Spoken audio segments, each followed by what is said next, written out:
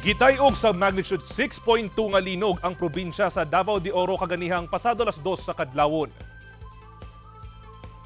Sa kusog sa linog, nangahulog kining mga gamit sulod sa balay sa Maragusan, Davao de Oro. Unang gikataho sa FIVOLS nga 6.2 ang maong linog. Apan gidowngrade kini ngadto sa 5.9 kung asa epicenter ang New Bataan sa Davao de Oro. Tungod niini, kanselado ang klase sa tanang tulunghaan sa probinsya sa Davao de Oro karong adlaw.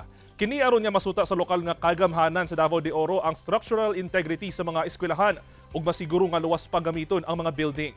Sumala sa FIVOLS, 2:58 AM kaganihang kadlawon nabati ang magnitude 5.9 nga linog. Duna kini gilawmod nga 13 kilometers og tectonic ang origin. Natala ang intensity 5 sa Caraga, Davao Oriental, New Bataan, Maragusan ug Pantukan, Davao de Oro. Intensity 4 sa Nabunturan, Compostela, Moncayo, Mawab, Monte Vista, Laak, Mabini ug Maco, Davao de Oro. Intensity 3 sa Davao City ug Tagum City sa Davao del Norte ug intensity 1 sa Bislig City ug Surigao City sa Surigao del Sur.